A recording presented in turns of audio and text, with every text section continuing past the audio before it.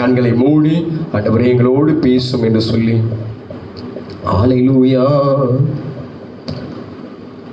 நீ பெரியவர் ஆண்டவரே, எங்கள் மத்தியில் பெரிய காரியங்களை செய்யும்படியாக ஒரே ஒரு வார்த்தை, ஒரே ஒரு வார்த்தை.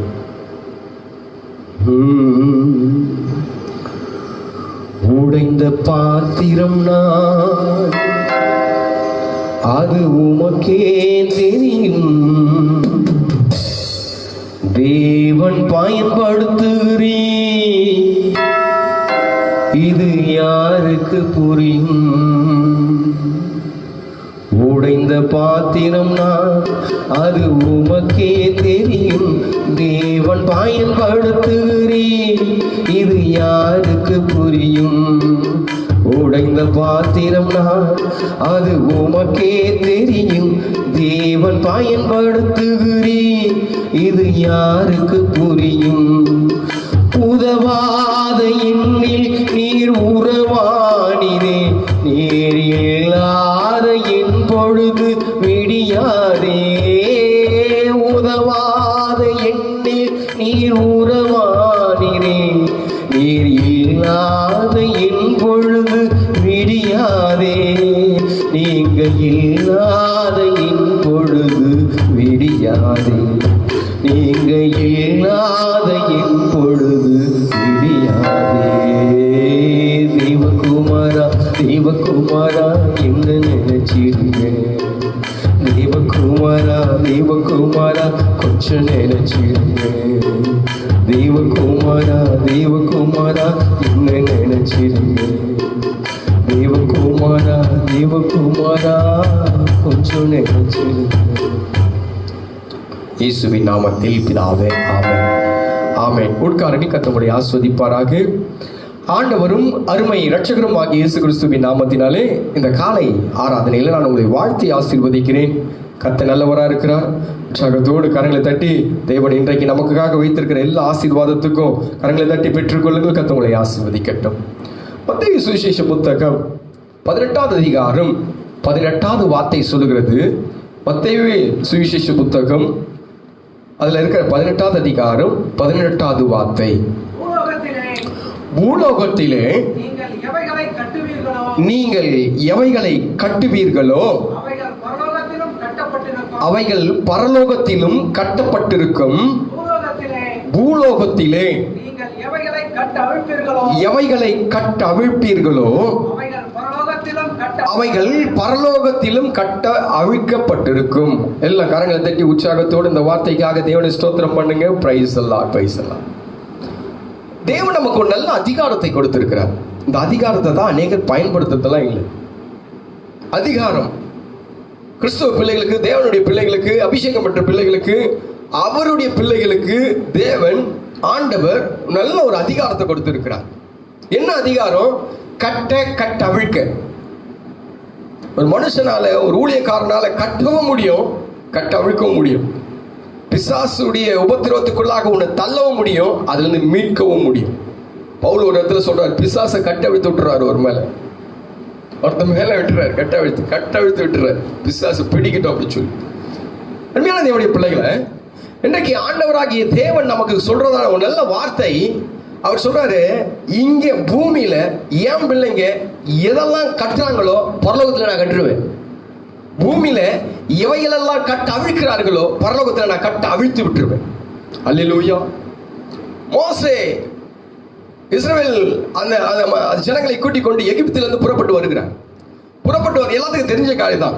அது யாத்திராகமம் 14வது அதிகாரத்தில் அந்த வார்த்தைகள் வரும். அவர் வரும்போது முன்பதாக பார்க்கும்போது பெரிய செங்கடல். அந்த செங்கடல் வந்த உடனே பின்பதாக பார்வோனுடைய படைகள் இஸ்ரவேல் ஜனத்தை துரத்தி கொண்டு வருகிறது. பார்வோனுடைய படை, குதிரைப்படை, யானைப்படை, ஆமா எல்லாத்தையும் எடுத்துக்கின்னு எல்லாம் பீரங்கி.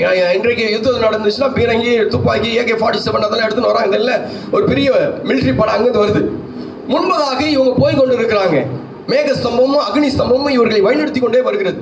அப்படி வழிநடத்தி கொண்டு வரும்போது திடீரென்று பார்க்கும்போது முன்பதாக ஒரு பெரிய செங்கடல். என்ன நடந்திருக்கும் கொஞ்சம் நினைச்சு பாருங்களேன். பின்னாடி ஒரு படை துரத்தின்னு வருது, முன்பதாக செங்கடல். இந்த பக்கம் போவோம். இது எங்க பழைய தமிழ்ல சொல்லுவாங்க, முன்னாடி போனா உதைக்கும், பின்னாடி போனா முன்னாடி போனா பின்னாடி போனா உதைக்கும், முன்னாடி போனா கடிக்கும் சொல்லுவாங்கல்ல. அந்த மாதிரி எப்பக்கத்திலேயே நிற்கும். இப்போ லீடர் யார் மாட்டீங்கன்னா எல்லாத்துக்கும் மாற்றுறது யாருன்னு கேட்டா லீடர் தான். ஆமா, அந்த தலைமைத்துவம் இருக்குது பாருங்க, அது மோசமானது. அது நம்ம நினைக்கிற தலைமைத்துவத்தை நம்ம நினைக்கிறோம் ஏதோ சாதாரணமா அவங்க அப்படி நினைக்கிறோம். அந்த தலைமைத்துவத்தை அதை வழிநடத்தின்னு போற விஷயம் இருக்குது பாருங்க, பெரிய விஷயம். விழுந்தா நான் உன்னால் தான் விழுந்தேன் அப்படின்னுவாங்க, வாழ்ந்தா நான் உன்னால் தான் வாழ்ந்தேன். ஜே போட்ட வாயு அதே நேரத்தில் என்ன பண்ண, ஒளிக அப்படின்னு சொல்லும். வாழ்க அப்படின்னு சொன்ன அந்த வாயு கொஞ்ச நாள் கழிச்சு ஒளிக அப்படின்னு சொல்லும். இதுவும் ஒரே இதுதான். இப்போ மோசை எல்லாம் கல் எடுக்க ஆரம்பிச்சிட்டான். எடுத்து உன்னாலதான் இங்க வந்தேன், நான் பாட்டுக்கு நிம்மதியாக கறிய மீனியை சாப்பிட்டுருந்தேன், நான் பாட்டுக்கு அங்க பாரு கீரையை சாப்பிட்டுருந்தேன், நான் அங்க வெங்காயத்தை சாப்பிட்டுருந்தேன், நான் பாட்டுக்கு அங்க வெள்ளரிக்காயை சாப்பிட்டுருந்தேன், நான் பாட்டுக்கு அங்க இருந்தேன், அங்க பிரதக்குழி இல்லைன்னு சொல்லி அங்க சுடுகாடு இல்லைன்னு சொல்லி இங்க கொண்டு வந்தியா, எங்களை சாகடிக்க கொண்டு வந்தியா கல் எடுத்துனோம். அப்ப அடுத்தது இவர் என்ன பண்ணணும்? இவர் வேற வழி இல்லை, அவரை தான் அவரை நோக்கி பார்க்கும் போது ஆண்டவர் ஒரு வார்த்தையை சொல்லுகிறார். இந்த வசனம் இருக்குதா? 14வது அதிகாரம் 14வது வசனம். கர்த்தர் உங்களுக்காக யுத்தம் பண்ணுவார், நீங்கள் சும்மா இருப்பீர்கள் என்றான். அப்பொழுது கர்த்தர், நீர் என்னிடத்தில் முறையிடுகிறதுன்னு. அப்பொழுது கர்த்தர் மோசையை நோக்கி ஆண்டவர் சொல்றாரு, நீ என்னிடத்தில் முறையிடுகிறது என்ன? ஆண்டவர் கேட்கிற, என்கிட்ட ஏன்பா கேட்கிற? உடனே ஆண்டவர் பேக்ல போயிட்டாரு. சில நேரத்துல ஆண்டவர் பேக்ல போவாரு. அது நம்ம நினைக்கிறோம், ஐயோ ஆண்டவர் என்னை கைவிட்டாரு, என்னை விட்டுட்டாரு, என்ன போயிட்டாரு, அப்படி ஆயிட்டேன் இப்படி ஆயிட்டேன். ஆண்டவர் கேட்டாரு. இப்ப ஆண்டவர் பார்த்து கேட்கிறாரு, மோசை பார்த்து கேட்கிறாரு ஆண்டவர் கிட்ட, ஆண்டவரே இவங்களே இப்படி எல்லாம் பண்றாங்க, என்ன ஆண்டவரே, எப்படி ஆண்டவரேன்னு கேட்கும் போது, என்கிட்ட ஏன்பா பேச, என்கிட்ட ஏன் கேட்கிற, என்கிட்ட ஏன் கேட்கறேன்னு என்ன அர்த்தம்? அது என்கிட்ட ஏன் கேட்கறேன்னு என்ன அர்த்தம்? அது அவர் சொல்லும் போது இப்படி சொல்ற, பின்னாடி அந்த வார்த்தை வருது, நீ என்னிடத்தில் முறையிடுகிறது என்ன? புறப்பட்டு போங்கள் என்று இஸ்ரவேல் புத்திரருக்கு சொல்லு. நீ உன் கோலை ஓங்கி சமுத்திரத்திலே நீட்டு. முடிஞ்சு போச்சு கதை. என்ன? அதிகாரம். அதிகாரத்தை பயன்படுத்து. தேவனுடைய பிள்ளை, தேவனுடைய பிள்ளைன்னு சொல்லாத, பயன்படுத்தாத. அபிஷேகத்தை வச்சு என்ன பண்ண போற? சும்மா நாக்கு ஒழிக்கிறதுக்கு அபிஷேகம் பெற்றுட்ட. எத்தனை? நான் 5 வருஷம் ஆச்சு பெற்று, ஞானஸ்நானம் பெற்று 10 வருஷம் ஆச்சு, பைபிளை படிச்சு முடிச்சுட்டேன், ஜபம் பண்ணின்னு இருக்கேன். என்ன பண்ற? கட்டவிழு, கட்டவிழு, ஏதாவது ஒண்ணு செய்ய. எதையுமே செய்யாம சும்மா வச்சிருக்கிறேன் என்ன அர்த்தம்? அது ஆண்டவர் சொன்னாரு, கையில கோல் கொடுத்தாச்சு உனக்கு. இந்த கோல் என்பது அதிகாரத்தை குறிக்கிறது. போலீஸ்காரன் லட்டி கையில வச்சிருப்பான் பாருங்க, அவன் கையில என்ன வச்சிருப்பான்? லட்டி. ஆமா, அதை அடிக்கிறானோ இல்லையா, அந்த லட்டி வச்சானே ஒரு மரியாதை அவனுக்கு. அவன் கையில லட்டி இருக்கும், அதிகாரம். பெரிய வண்டி வருகிறது, பெரிய கனரக வாகனம் வருது, பெரிய லோடு ஏத்தின்னு வருது. ஆமா, 50-55 வீல் இருக்கு, பெருசா வருது. அப்படியே உருட்டின்னு வராங்க. உருட்டின்னு வரும்போது அங்கது டிராபிக் போலீஸ் என்ன பண்ணுவது தெரியுமா? அப்படியே அப்படி ஸ்டாப் அப்படின்னு சொல்லி ஒரு ரவுண்டு வட்டம் ஒண்ணு இருக்கும், அதை எடுத்து அப்படி நீட்டுவாரு, அப்படி நின்று வண்டி. அல்லேலூயா. அதே போலதான் ஆண்டவர் இன்றைக்கு நமக்கு ஒரு அதிகாரத்தை கொடுத்திருக்கிறார். கையில ஒரு கோலை கொடுத்திருக்கிறார். இந்த கோல் கட்டும், இந்த கோல் கட்டவிழ்க்கும். இது ரெண்டுத்தையும் செய்யும், கட்டையும் செய்யும், கட்டவிழ்க்கவும் செய்யும். இதை வச்சீங்கன்னா அநேகர் ஒண்ணுமே பண்ணாம அப்படியே இருக்கிறோம். அருமையான தேவனுடைய பிள்ளைகளை, இன்றைக்கு கட்ட அவிழ்க்க ஆண்டவர் நமக்கு ஒரு அதிகாரத்தை கொடுத்திருக்கிறார். இந்த விடுதலை கொடுத்தாரு. ஏன்?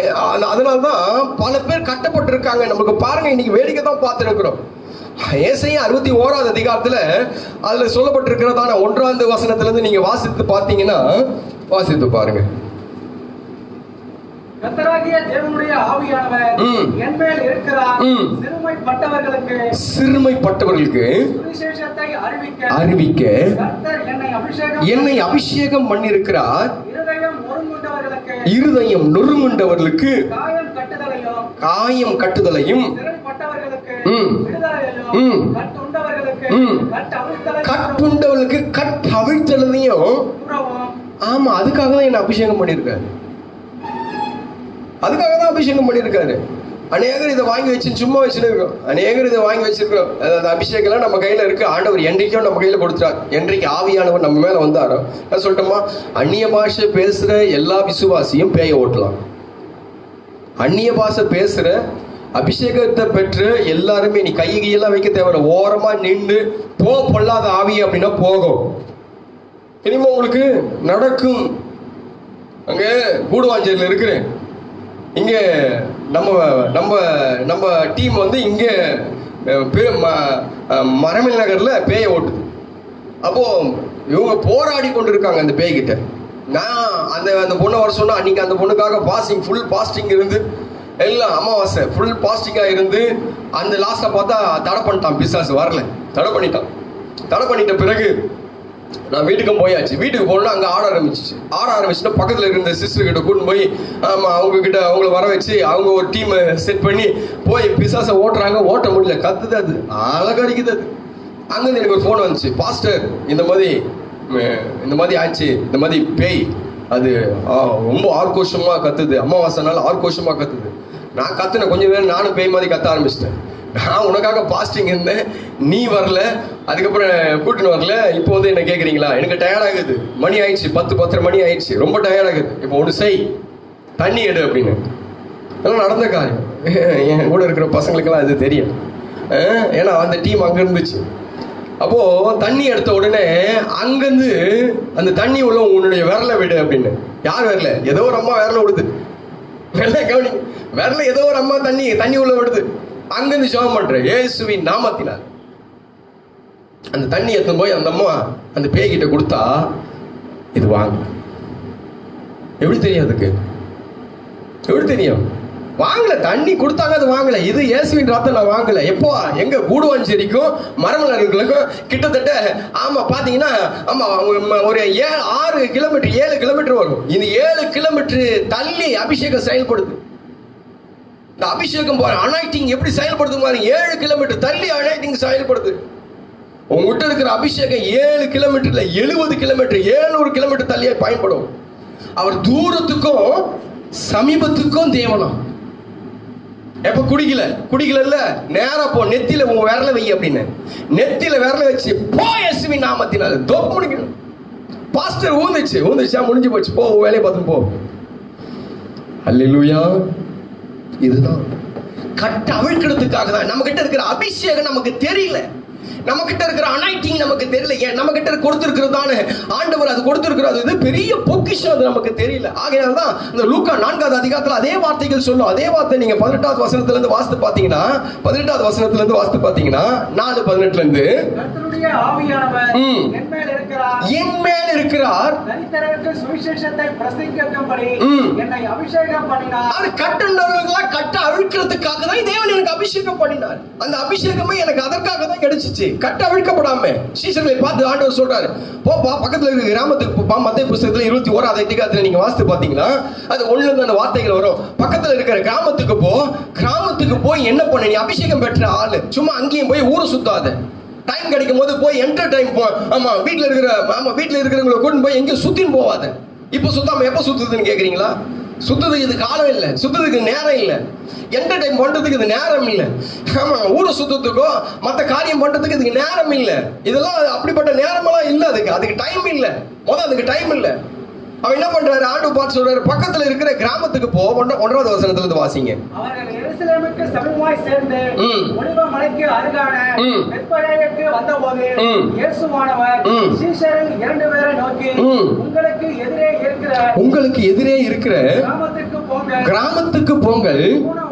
போன உடனே அங்கே ஒரு கழுதையையும் கட்டியிருக்க காண்பீர்கள், அவர்களை அவிழ்த்து கொண்டு வாருங்கள். ஆண்டவர் சொல்றது இப்ப நமக்கு அதிகாரத்தை கொடுத்ததே என்னத்துக்குன்னு கேட்டீங்கன்னா, அவிழ்த்து கொண்டு வரணும். அந்த கட்டப்பட்டிருக்கிற ஜனங்களுக்கு ஒரு விடுதலை கொடுக்கணும். அநேக ஜனங்கள் கட்டப்பட்டிருக்காங்க, அநேக ஜனங்கள். இவங்கெல்லாம் இத்தனை கோடி மக்கள் கட்டப்பட்டிருக்காங்கன்னா குறிப்பிட்ட ஆட்களுடைய அபிஷேகம் மேல இருந்து ஒவ்வொரு விடுதலை ஆக்குறதுக்காக தான். ஏதோ அபிஷேகத்தை பெற்றுட்டா நான் கிறிஸ்தவன் பேர் மாறி போச்சு, ஊர் மாறி போச்சு அப்படின்னு சொல்லி நம்ம பாட்டுக்கு ஏதோ வந்த சில பேருக்கெல்லாம் என்ன, ஏன் கிறிஸ்தவன் ஆனன்னு சொல்லி ஒரு ஏன் நான் கிறிஸ்தவன் ஆனது தெரியலையா? ஏன் ஆன தெரியுமா? நான் சொல்லட்டுமா?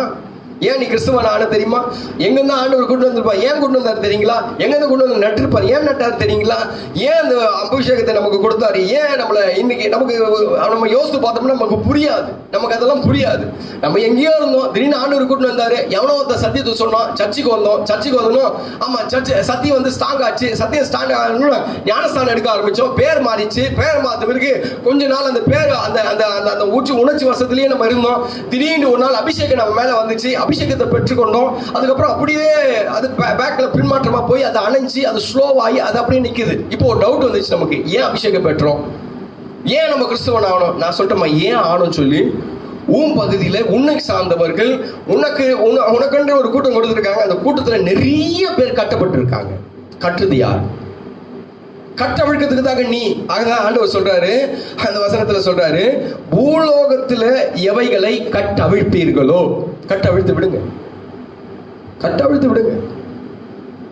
கட்டுவீர்களோ, கட்டவும் உனக்கு அதிகாரம் உண்டு, கட்டவிழ்க்கவும் உனக்கு அதிகாரம் உண்டு.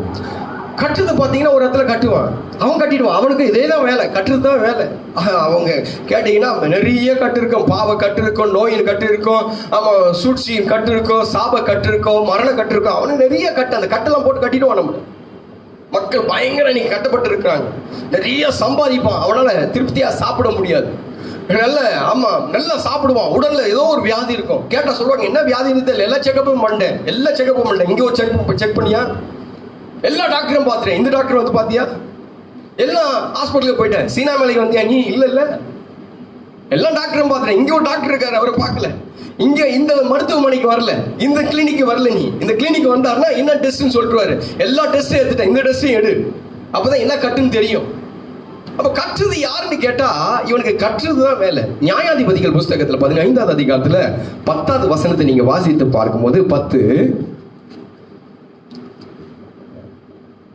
நீங்கள் எங்களுக்கு விரோதமாக வந்தது என்ன என்று யூத மனுஷர் கேட்டதற்கு அவர்கள் சிம்சோன் எங்களுக்கு செய்தது போல நாங்களும் அவனுக்கு செய்யும்படி அவனை கட்டுவதற்காக வந்தோம். அவன் வருதே நம்மை கட்டதான். அவன் வருதே கட்டுதான்.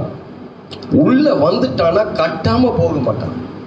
உள்ள வந்தாங்க எங்கத்தம்மா நிக்கிறான், ரொம்ப தூரம்லாம் இல்லை. நம்ம நினைக்கிறோம் அவன் ஆலமரத்து அடியில இருக்கிறான், அரசு மரத்து அடியில இருக்கிறான், அவன் இங்க புளிய மரத்து அடியில இருக்கிறான், சுடுகாட்டுல இருக்கிறான், அங்க இருக்கிறான், இங்க இருக்கிறான். நம்ம நினைக்கிறோம் எங்கேயோ இருக்கிறான். எங்கேயே இல்லை. அவன் எங்கத்தம்மா இருக்கிறான்? ஆதியாகம புஸ்தகத்தை நீங்க வாசித்து பாத்தீங்கன்னா 4வது அதிகாரத்துல சொல்லுது. 4வது அதிகாரத்துல அவன் எங்க இருக்கிறானா, மேன்மை அல்லவோ செய்யாதிருந்தால் வாசப்படியில காத்திருக்கும். பிசாசு வாசப்படியில நிப்பான். இன்னொரு இடத்துல சொல்லுது, இன்னொரு இடத்துல நீங்க வெளிப்படுத்துற புஸ்தகத்துல வாசித்து பாத்தீங்கன்னா அதுல 3வது அதிகாரத்துல 20வது வசனத்துல இன்னொருவரும் காத்திருக்கிறார். வாசிங்க பார்க்கலாம். இதோ வாசப்படியில் காத்திருக்கிறேன். அவரும் வாசப்படியில காத்திருக்காரு. நான் சொல்றேன் 2 பேர் வாசப்படியில இருக்காங்க. நான் எல்லாத்துக்கும் 2 சொல்லுவேன். எல்லாத்துக்கும் நேற்றைய தினத்தை கூட 2 சொன்னேன். இப்ப வாசப்படியில நிக்கிறது யாரு? உன் வாசப்படியில நிக்கிறது யாரு? வாசப்படியில பாவம் பிசாசு காத்து இருக்கிறதா? வாசப்படியில தேவன் காத்திருக்காரு. வாசப்படியில என்ன இருக்கும் பாருங்க. வீட்டுல நல்லா ஆமா புது படம் ரிலீஸ் ஆன படம், புது படம் வீட்டுல கூத்து அடிக்கிற, நல்லா கூத்து அடிக்குது. ஆமா அந்த டிவியில போட்டு அடிச்சு பாட்டு கூடவே நம்மளும் சேர்ந்து பாடுவோம். இயேசுவும் கூட சேர்ந்து பாடுவாரா? பக்கத்துல வாசப்படியில நின்றுன்னு பாடுவாரா? ரஜினிகாந்த் படமோ கமல்ஹாசன் படமோ இப்போ இருக்கிற சினிமா நடிகர் படமோ சினிமா பாட்டை வந்து இயேசுவும் கூட சேர்ந்து பாடுவார் நினைக்கிறீங்களா? பிசாசு பாடும். பிசாசும் தான் பாடும். வீட்டுல அருவருப்போ அசிங்கமா இருந்துச்சுன்னா ஆண்டவர் உட்கார்ந்து ரசிப்பார் நினைக்கிறீங்களா? அதை ஆண்டவர் போயிடுவார், எங்கேயோ போயிடுவார். சிம்சோன் என்றைக்கு தெளிலார் மடியில சாய ஆரம்பிச்சாரோ அபிஷேகம் அப்பவே போச்சு. ஆமா, ஆவியான தேவன் அவனை விட்டு விலகினதை அவன் என்னவா இருந்தானா? அவன் அறியாத இருந்தான், தெரியவே இல்லை. அவன் எப்போ போனாருன்னு தெரியல. உன் வீட்டை விட்டு எப்பயோ போயிருப்பார் ஆண்டவர், என்றைக்கோ போயிருப்பாரு. என்றைக்கு ஒரு அறிவுறுப்பு வந்ததோ, என்றைக்கு ஒரு அசிங்கம் வந்ததோ, நீ அபிஷேகம் பெற்றவன் தான், நான் இல்லைன்னு சொல்லல. நீ பெயர் மாற்றப்பட்ட கிறிஸ்தவன் தான், நான் இல்லை என்று சொல்லவில்லை. வேதம் உன்னிடத்துல உண்டு, நான் உண்மையா ஒத்துக்கிறேன். நீ ஜெபிக்கிற ஆள், நீ சர்ச்சுக்கு போற ஆள், தசமா பாகம் கொடுக்கிற ஆள், காணிக்க கொடுக்கிற ஆள், எல்லாம் தான். ஆனால் உன் வாசப்படியில் நிக்கிறது யாருன்னு சொல்லி பாருங்க. உன் வாசப்படியில் என்ன நிக்கிறது? யார் நிக்கிறது? தேவன் நிக்கிறாரா, பிசாசு நிக்கிறானா? அதை கொஞ்சம் கவனிச்சு பாருங்க. அது நமக்கு தெரியும். குழப்பமோ சண்டையோ நம்ம வீட்டுல இருந்துச்சுன்னா பிசாசு தான் நிற்பான் முன்னாடி. அவன் உள்ள வந்துட்டான்னா கட்டாம போக மாட்டான். உன் பொருளாதாரத்தை கட்டுவான், சரீரத்தை கட்டுவான், உடைய சந்தோஷத்தை கட்டுவான். ஆகினால்தான் யோவான் 10வது அதிகாரத்துல 10வது வசனம் சொல்லுகிறது, திருடன் திருடவும் கொல்லவும் அழிக்கும் வரானன்றி ஒன்றுக்கும் வருவதில்லை. அவன் உள்ள வந்துட்டான்னா கட்டிடுவான். திருட வந்துட்டான், அவங்க வீட்டுக்கு வந்துட்டான், தப்பி தவறி திருட உள்ள வந்துட்டான். என்ன பண்ணுவான்னு நினைக்கிறீங்க? ஃபர்ஸ்ட் என்ன பண்ணுவான்? நீங்க அப்படியே உட்காரு அப்படின்னு சொல்லி எல்லாத்தையும் எடுப்பான போய் ஃபர்ஸ்ட் உன்னை கட்டுவான். உன் கையை காலை கட்டிட்டு வாயில துணி வச்சு ஒரு அமுக்கு அமுக்கிட்டு அதுக்கப்புறம் நேரா போய் இருக்கிற பொருளெல்லாம் எடுத்துக்கிட்டு ஓடுவான், உன்னை கட்டுவதற்காக. ஆகினால்தான் பிசாசு கட்டக்கூடியவன். அதே நேரத்துல ஆண்டவர் ஏன் நம்ம இடத்துல வராரு? எரேமியா புஸ்தகத்துல 30வது அதிகாரம் அதுல இருக்கிறதான 8வது வசனம் சொல்கிறது, கர்த்தர் ஏன் வருகிறார், தேவன் ஏன் வருகிறார்? அந்நாளில் நான் அவன் நுகத்தை உன் கழுத்தின் மேல் இராதபடிக்கு உடைத்து உன் கட்டுகளை அறுப்பேன் என்று சேனைகளின் கர்த்தர் கரங்களை தட்டி உற்சாகத்தோடு, கட்டுகளை அறுக்கிற தேவன். இவன் கட்டுகிறவன். சிம்சோனை கட்ட வந்தாங்க, சிம்சோன் கட்டுவதை போல அவன் கட்ட வந்தாங்க. அதே நேரத்தில் ஆண்டவர் இங்கே கட்ட அவிழ்க்க வந்தாராம். அருமையான தேவனுடைய பிள்ளைகளை, நமக்குள்ளாக கட்ட அவிழ்க்கிறதான அந்த வல்லமை உண்டு. அதுதான் மெசேஜ். கட்ட அவிழ்க்கிற வல்லமை உண்டு. உலகத்துல நிறைய வல்லமை உண்டு, நிறைய காரியங்கள் உண்டு. அவன் கட்ட வருவான். எப்படிலாம் கட்ட வருவான்னு சொல்றேன். ஒரு 2-3 காரியத்தை நான் சொல்லி முடிக்கிறேன். எந்த கட்டெல்லாம் பூமி நமக்குள்ளாக வந்து கொண்டு இருக்கிறது, அவன் எப்படிலாம் கட்டுவான் நமக்கு தெரியாது. அவன் எப்படிலாம் கட்டுவான்னு தெரிஞ்சிச்சுன்னா எத்தனை முடிச்சு, சில பேர் முடிச்சு போட்டாங்கன்னா அவிழ்க்கவே முடியாது. அதுக்கப்புறம் பிடிச்சி இழுக்க வேண்டியதா இருக்கும், அது டப்புன்னு அறக்க வேண்டியதா இருக்கும். ஆகதான் கல்யாணத்துக்கு ஏன் இதை இன்னும் அப்படியே ஒட்டினே இருக்குது அப்படின்னு சொன்னா பிடிச்சி இழுக்க முடிச்சு போடுறான். ஒரு கல்யாணத்துக்கு போனேன், அவன் பல்ல கடிச்சு முடிச்சு போடுறான். பல்ல கடிச்சு அப்படி இழுக்கிறான், பல்ல கடிச்சு முடிச்சு அப்படி இழுக்கிறான். அவனை பார்த்தேன், அந்த பார்க்க வேண்டியத சூழ்நிலையா இருந்துச்சு. இப்ப நான் சொல்றேன், எப்படி கட்டினாலும் அவன் கட்டிட்டா நம்மளால அவிழ்க்க முடியும். அதுக்கு தேவனுடைய வல்லமை நம்ம கிட்ட வேணும். அவன் என்னெல்லாம் கட்டுவான், எந்த கட்டெல்லாம் கட்டுவான் அப்படின்னு சொல்லி ஒரு 2-3 காரியங்கள் உங்களுக்கு சொல்லி நான் முடிக்கிறேன். ஒரு 10-15 நிமிஷத்துல முடிக்கிறேன். கர்த்தர் உதவி செய்யட்டும். முதலாவதாக அவன் கட்டுகிற கட்டு என்னன்னு கேட்டால், அவன் கட்டுகிற கட்டு, ஆமா, மத்தேயு புஸ்தகத்துல 18வது அதிகாரம் 4வது வசனம். ஆகையால் இந்த பிள்ளையை போல தன்னை தாழ்த்துகிறவன் எவனோ அவனே பரலோக ராஜ்யத்தில் மிகப்பெரியவனாய் இருப்பான். சங்கீத எழுதின புஸ்தகத்துல 18வது அதிகாரம் 4வது வசனம். மரண கட்டுகள் என்னை சுற்றி கொண்டது. முதல்ல ஒரு மனுஷனுக்கு வருகிற கட்டு மரண கட்டு. இந்த மரண கட்டு என்று எப்படி சொன்னா, கட்டுல 2 விதம் உண்டு. அந்த மரண கட்டிலே 2 விதம் உண்டு. ஒன்று மாம்சீகமான மரணக்கட்டு. இது எல்லாத்துக்கும் வருதுதான். உயர்ந்தவன் தாழ்ந்தவன், ஏழை பணக்காரன், படிச்சவன் படிக்காதவன், நல்ல ஜாதி கெட்ட ஜாதி, அவன் பரிசுத்தவான் பாவி, அவன் எப்படி நீ எப்படி வேணாலும் வச்சுக்கோ. நீ நல்ல ஜாதின்னு வச்சுக்க, கெட்ட ஜாதின்னு தான் வச்சுக்கோ. நல்ல ஜாதியே இல்லை. இயேசுவை அறிந்தவன் மட்டும்தான் நல்ல ஜாதி. ஆமா, பரிசுத்த ஜாதி இதுதான். இது பேரே என்னன்னு கேட்டா பரிசுத்த ஜாதி. இவனாதான் கீழே கொண்டு போயிட்டாங்க. ஆமா, கிறிஸ்துவனா அப்படி சொல்லி கீழே போயிட்டு இல்ல. நான் சொல்றேன், இது பரிசுத்த ஜாதி. உங்க ஜாதியை பத்தி நீங்க கவலைப்படவே படாதீங்க. நீங்க பரிசுத்த ஜாதி. என்றைக்கு தேவனை ஏற்றுக்கொண்டீங்களோ அன்றைக்கு பரிசுத்த ஜாதி. நான் சொல்றேன், எல்லாத்துக்கும் வருகிறது ஒரு அந்த மரணக்கட்டு. அந்த மரணக்கட்டு என்னன்னு கேட்டா மாம்சீக மரணக்கட்டு. மாம்சம் ஒரு நாளைக்கு சாவும், மண்ணுக்கு மண்ணாகும், புழுதிக்கு புழுதியாகும், சாம்பலுக்கு சாம்பலாகும், ஒப்பு கொடுக்குறேன்னு சொல்லி நிச்சயமா என்ன ஒரு நாளைக்கு உங்க மேல மண்ணை வாரி போடதான் போறாங்க ஜனங்க. அது இன்னைக்கே போடாலும் நீங்க கவலைப்படாதீங்க. மண்ணை வாரி அள்ளி தூவி வீசுவான் உன் மேல. அவனுக்கு பொழப்பே அதுதான். மனுஷன் ஆகியதான் நாசில சுவாசம் உள்ள மனுஷனை நம்பாதான் ஆண்டவர் சொல்றாரு. நீ வாழ்ந்தாலும் என்ன பண்ணாலும் மண்ணை வாரி உன் மேல போடுறதுதான் அவனுடைய வேலையை. ஒரு நாளைக்கு இது நடக்கும். நீ நினைச்சாலும் நினைக்கலாலும் யோசிச்சாலும் யோசிக்கலாலும் நடக்கும். 2வது இன்னொரு மரணம் இருக்குது. அது ஆத்தும மரணம். இந்த மரணம் வரவே கூடாது. இந்த மரணம் யாருக்கு வரும்னு கேட்டீங்கன்னா, அந்த ஆத்துமா மரணம்னா என்ன பாஸ்டர் அப்படி கேட்டா, பின்மாற்றம். அந்த ஆத்துமா இது வரைக்கும் தெய்வத்தை அண்டி கொண்டிருந்த ஆத்துமா இப்போ கொஞ்சம் உலகத்துல அப்படியே அந்த அந்த லாக்டவுன் வந்து உலகத்தை பார்த்துச்சு. ஜெபிக்கிறதுக்காக தான் இந்த லாக்டவுன். தெரியுமா உங்களுக்கு? லாக்டவுன்ல எதுக்கு தெரியுங்களா? கத்திரத்துல கிட்டி சேருவதுக்காக தான். கிறிஸ்துவ பிள்ளைங்களுக்காக சொல்றேன், தேவடைய பிள்ளைங்களுக்காக சொல்றேன். இந்த தேவ பிள்ளைங்க இதை தான் விட்டுட்டு அவன் என்னென்னத்தையோ நம்மள சிந்தையெல்லாம் மாத்திடுவோம். மாம்ச கட்டி என்னைக்கோ ஒரு நாளைக்கு வரப்போகுது. மாம்சத்துல ஒரு நாளைக்கு சாக தான் போறோம். அதை பத்தி பேசல. இப்போ ஆத்துமா மரணம் சொல்லி ஒண்ணு உண்டு. அந்த ஆத்துமா என்றைக்கு பாவம் செய்கிறதோ, பாவம் செய்யும் ஆத்துமா சாகும். இதை கொண்டு வந்து போடுறதுதான் அவன் நம்மளுடைய வாழ்க்கையில கொண்டு வந்து போடுற காரியம் என்னன்னு கேட்டா மரணக்கட்டு. அது ஆத்துமா மரணக்கட்டு, பின்மாற்றம். நார்மலான நாள்ல ஜெபிக்கிற ஜெபமே இப்ப இல்லைங்க. நார்மலான நாட்கள்ல ஜெபிச்ச ஜெபமே இப்ப இல்லை. பாருங்க, இயேசுக்கு அந்த இயேசுக்கு அந்த இது வந்தது. அந்த சிலுவையில மரிக்கிற தேவன் வந்து சிலுவையில மரிக்க வேண்டும் என்று சொல்லி தேவனுடைய சித்தம்.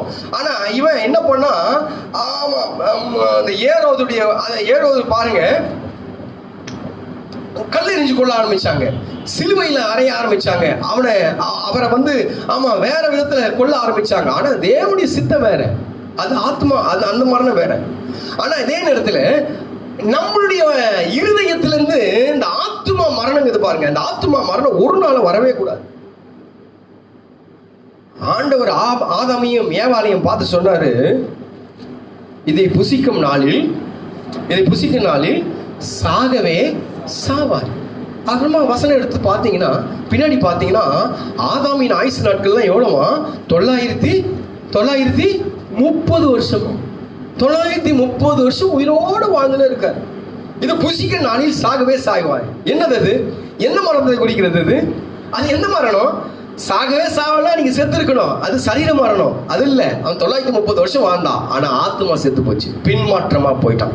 அருமையான தேவனுடைய பிள்ளைகளை, இன்றைக்கு பின்மாற்றத்துக்குள்ளாக கொண்டு வந்து விடுகிறது தான் அவருடைய வேலை. சினிமாவை பாரு, ஒன்றும் தப்பு இல்லை. ஆமா, இது காமெடி தானே, இது ஒன்றும் பிரச்சனை இல்லை. பாரு, இந்த காமெடி நடுவுலயே வேற எதனா வந்துடும். வீட்டுல இது மத்தவங்க ஒன்றும் பிரச்சனை இல்லை, இது நம்ம வீட்டுல இருந்தா பிரச்சனை இல்லை. அந்த கல்யாணத்துக்கு போனா ஒன்றும் பிரச்சனை இல்லை. நம்ம கல்யாணத்துக்கு தானே போறோம், மனுஷனை தானே பாக்குறோம். அது எவன் முன்னாடி தாலி கட்டினா நமக்கு என்ன? அது கல்லு முன்னாடி கட்டுறாங்களா, எது முன்னாடி கட்டுறாங்க, நமக்கு அதெல்லாம் தேவையில்லை இல்லையே. நம்ம அப்படித்தானே நினைக்கிறோம். பிசாசு சொல்ற காரியங்கள்லாம் பாருங்க, ஒவ்வொன்றும் அது சரியாவே இருக்கிறது போல, நமக்கு சப்போர்ட் பண்றது போலவே இருக்கும். அங்க ஆண்டவர் சொன்னாரு, பிசாசு வந்து சொல்ல ஆரம்பிச்சிட்டான். என்ன சொன்னாரு? ஆண்டவர் சொன்ன இதை புசிக்காத ஆண்டவர் சொன்னாரு. இது அவன் இதுக்கு ஒரு சப்பக்கட்டு கட்டினா. என்ன கட்டு கட்டினா பாசிங்க? அது ஆனாலும் தோட்டத்தில் இருக்கிற விருட்சத்தின் கனியை குறித்து தேவன் நீங்கள் சாகாதபடிக்கு அதை புசிக்கவும் அதை தொடவும் வேண்டாம் என்று சொன்னார் என்றால், அப்பொழுது சர்ப்பம் ஸ்திரியை நோக்கி, நீங்கள் சாகவே சாவதில்லை, நீ சாவதில்லை. இது தப்பு இல்லை, இது ஒரு பெரிய காரியம் இல்லை, இதெல்லாம் ஒரு பெருசு ஒண்ணு இல்லை. அவரு தான் செய்யறாரு, அந்த பாஸ்டர் செய்யறாரு. பாஸ்டர் எல்லாத்தையும் செய்வான், பாஸ்டர் எல்லாத்தையும் செய்வான். அவன் துணிகரம் உள்ளவன், அவன் எல்லாம் செய்வான். ஒரு பாஸ்டர் உள்ள போக போறது இல்லை, எல்லாம் அவுட் ஆஃப் சிட்டி தான், எல்லாம் வெளியே தான். ஒருத்தனை உள்ள போக போறது இல்லை. இன்னைக்கு மெயின் கூட்டம், பாஸ்டர் கூட்டம் எல்லாம் வெளியே நிற்கிற கூட்டம்லாம் யாருப்பா அது வெளியே நிற்கிறதுன்னு கேட்டால் அவன் சொல்லுவான், நான் இந்த பாஸ்டர், நான் இந்த சர்ச்சு பாஸ்டர், அந்த சர்ச்சு பாஸ்டர். இங்கே கிடங்க நீங்கெல்லாம். அந்த பாஸ்டர் செய்யறாரு, இந்த பாஸ்டர் செய்யறாரு. எந்த பாஸ்டர் செஞ்சாலும், எந்த ஊழியக்காரன் செஞ்சாலும் நீ செய்யாத. உன் ஆத்மாவுக்கு நீ தான் உத்தரவாதி. நீ காத்துக்கொள், உன் ஆத்மாவை காத்துக்கொள். உன் ஆத்மா விலையேற பெற்றது. உன் ஆத்மா ஆண்டவர் ரத்தத்தை கொடுத்து சம்பாதித்து கொடுத்ததான ரட்சிப்பின் அந்த ரட்சிப்பின் ஆத்மா. உன் ஆத்மாவை பின்மாற்றத்துக்குள்ள அவ்வளவு விடாத. அவன் குறிக்கோள், ஃபர்ஸ்ட் குறிக்கோள் என்னன்னு கேட்டா ஆத்மாவை அவன் கேட்ச் பண்ணுவான். ஆத்மா, இந்த ஆத்மா தான் துதிக்குது. அதனாலதான் ஆதியில ஒரு சபை பார்த்து சொன்னார் ஆண்டவர், ஆதியில என்ன அன்பை விட்டா என்று சொல்லி உன் பேர்ல எனக்கு ஒரு குறை உண்டு, ஃபால்ட் உண்டு. என்ன? ஆதியில ஃபர்ஸ்ட் இருந்துச்சு, ஃபர்ஸ்ட் துதிச்சேன், இப்போ எங்க போச்சு? ஃபர்ஸ்ட் ஜெபம் பண்ண, இப்போ எங்க போச்சு? ஃபர்ஸ்ட் ஆலயத்துக்கு வந்த, இப்போ எங்க போச்சு? ஃபர்ஸ்ட் கொடுத்த, இப்போ எங்க போச்சு? ஃபர்ஸ்ட் இதெல்லாம் செஞ்சேன், இப்போ எங்க போச்சு? அதெல்லாம் பின்மாற்றமா போயிடுச்சு. வேற என்ன? அவன் மாத்திட்டான், வந்தான் மாத்தினான். அதனால பவுல் ஒரு இடத்துல கேட்கிறாரு, உங்களை வஞ்சித்தவன் யார், உங்களை ஏமாற்றினவன் யார் என்று சொல்லி ஒரு இடத்துல கேட்கிறாரு. உங்களை ஏமாத்தது யாரு, உங்களை யாரு வஞ்சித்தது பார்த்து கேட்கிறான். பாருங்க, அப்படியே நயமா உள்ள வரும். உள்ள எப்படி வருதுன்னு தெரியாது. ஆத்மா கெட்டு போயிடும். அந்த ஆத்மாவை கெடாத அளவுக்கு பார்த்துங்க. அந்த ஆத்மா மரணம் வந்துடக்கூடாது, ஆத்மா செத்து போயிடக்கூடாது. நம்முடைய ஆத்மா மரணங்கள் நமக்குள்ளாக வந்துடக்கூடாது. ஆனால் அவன் கொண்டு வந்து போடுகிற முதல் காரியம் ஆத்மா மரணம். உங்ககிட்ட பேராசை, மற்றவங்களுக்கு குறிச்சு இச்சை உங்ககிட்ட வந்துச்சுனாவே ஆத்மா செத்து போயிடும். பொறாமை வந்துச்சுன்னா செத்துரும், ஆத்மா செத்துரும். அது ஆட்டோமேட்டிக்கா செத்துரும். அது வைரஸ், அந்த பொறாமை என்கிற வைரஸ் உங்களுக்குள்ள வந்துச்சுன்னா போயிடும். அந்த எரிச்சல் என்கிற அந்த வைரஸ் ஆத்மாக்குள்ள வந்துச்சு. அந்த ஆத்மா ரொம்ப மெதுவானது. அந்த ஆத்மா ரொம்ப அது ரொம்ப மென்மையான ஒண்ணு. அது இப்ப பாருங்க, வைரஸ் உள்ள ஏதோ வந்துச்சு, ரத்த நாளத்துக்குள்ள அங்க வைரஸ் போய் வைரஸ் ஃபுல்லா ஃபார்ம் ஆகுது, அப்படியே பெருகுது. அது பாட்டு குட்டி போட்டு 10 நாள்ல செத்துறான் அப்படின்றாங்க. கொரோனா வைரஸ் எப்படி இருக்குன்னா, கொரோனா வைரஸோட மோசமான வைரஸ் பொறாமை வைரஸ். கொரோனா வைரஸோட மோசமான வைரஸ் எரிச்சல் வைரஸ். கொரோனா வைரஸோட மோசமான வைரஸ் என்ன தெரியுங்களா? பேராசை, ஆசை, இச்சை என்கிறதான வைரஸ். அந்த வைரஸ் எல்லாம் உள்ள வர வர வர வர வர எந்தெந்த வைரஸ் இப்போ உள்ள வந்திருக்கா பாருங்க. எதனா வைரஸ் வந்துச்சுன்னா இப்போ அது என்ன, அந்த நோய் கிருமி, அந்த நோயை கொல்றதுக்காக, அந்த நோய் கிருமியை கொல்றதுக்காக என்ன மருந்துன்னு கேட்டீங்கன்னா, கபசர குடிநீர்லாம் இல்லை. இதுக்கு இயேசுவின் ரத்தம் தான் உள்ள போகணும். இயேசுவின் ரத்தம் போச்சுன்னா நீ பொழைச்சுக்குவே, அந்த ஆத்மா பொழைக்கும், இல்லைன்னா பொழைக்காது. செத்து போன ஆத்மா பொழைக்கிறதுக்கு ஒரே வழி இயேசுவின் ரத்தம். பின்மாற்றமா போனீங்களா, வருங்க மறுபடியும் ஆண்டவர் காலை பிடிங்க, ஆண்டவரே ஏற்றுக்கொள்ளுங்க, கேளுங்க, உன்னை நிச்சயமா ஏற்றுக்குவாரு. ஆண்டவரே, ஆமா ஆண்டவரே, கொஞ்சம் நான் கடத்தை கொடுத்துட்டேன், கொஞ்சம் எங்கேயோ போயிட்டேன், நான் கொஞ்சம் பின்னாடி போயிட்டேன், அந்த 100 நாள் ஆராதனை இல்லை, 100 நாள் சர்ச்சை இல்லை, 100 நாள் ஜெபம் இல்லை, 100 நாள் நல்ல ஆலோசனை இல்லை, கொடுக்கறதுக்கு இந்த மாதிரி கத்தி பேசி நாயம் மாதிரி கத்துறதுக்கு எங்க ஊழியக்காரன் இல்லை. சொல்லுங்க, ஆண்டவரே என்னை மன்னிங்கன்னு கேட்டுருங்க. இன்னைக்கு கேட்டா அந்த ஆத்மா மறுபடியும் பிழைக்கும். இல்லைன்னா அவன் கட்டிட்டான், போட்டு இருக்க கட்டிட்டான். அவன் கட்ட வந்தான், மரண கட்டது, ஆத்மா மரண கட்டு. ஆத்மா செத்துடுச்சுன்னா கொடுத்த தேவன் கொடுத்த ஜீவன் தேவனிடத்துல போகும். கர்த்தரிடத்துல பெற்ற ஆவி கர்த்தரிடத்துல போகும். சரீரம் மண்ணில் எடுக்கப்பட்டது மண்ணுக்கு போகும். ஆத்மா நியாய தீர்ப்புக்கு வரும். உன் ஆத்மாவை இன்றைக்கு கட்டி அவன் வசமா வைத்துக் கொண்டான்னா அந்த ஆத்மா நிமித்தமாக நியாய தீர்ப்பு நிச்சயமா கிடைக்கும். அருமையான தேவனுடைய பிள்ளைகளை, இன்றைக்கு முதல்ல இந்த மரண கட்டு, ஆத்மா மரண கட்டு அவன் கட்டிடுவான். ஏதோ ஒரு ஆசை, டிவியை செல்போனை கையில் கொடுத்து ஏதோ ஒன்று காட்டி, ஏதோ ஒன்று எவனையோ வச்சு பேச வச்சு ஏதோ ஒன்று பண்ணி இன்னைக்கு லோன்னு அது மேலேயே ஆவலாக இருக்கும், அது மேலேயே நமக்கு இச்சையாக இருக்கும், அது மேலேயே நமக்கு எண்ணமாக இருக்கும். அப்படி எங்கேயாவது இருக்கா பாருங்க. கர்த்தரை தவிர வேற எதையாவது அதிகமாக நேசிக்க ஆரம்பிச்சா உன் ஆத்துமா உன்னிடத்துல சரியா இல்லை என்று சொல்லி அர்த்தம். பணத்து மேல உன் ஆத்துமா போதா பாருங்க. பணம் பணம் பணம் பணம் பணம் பணம் பணம், எப்போ பாரு பணம், எப்ப பாரு ஊரு சுத்துற காரியம், எப்ப பாரு டிவி, எப்ப பாரு தூக்கம், எப்ப பாரு சாப்பாடு, எப்ப பாரு. உன் ஆத்மா உங்ககிட்ட சரியா இல்லை. வைரஸ் ஏதோ ஒன்று அட்டாக் பண்ணிருக்கு, வைரஸ் கிருமி தாக்கி இருக்கு, கொஞ்சம் பாரு. அது மரண கட்டு, ஆத்மா மரண கட்டு. 2வது கட்டை கட்டுவான் 5வது வசனத்துல, சங்கீதம் 18:5. சங்கீதம் 18:5. பாதாள கட்டுகள் அடுத்தது பாதாள கட்டு. இந்த பாதாள கட்டு எங்க அப்படின்னு கேட்டா, இந்த பாதாள கட்டு ஒரு நாள் ஜெயம் பெறவே வைக்காது. நம்மள தோழி வந்து நமக்கு ஒரு அடி விழுதுனே இருக்கும். கிறிஸ்துவ பிள்ளைங்க நல்லா கேட்டுக்கங்க.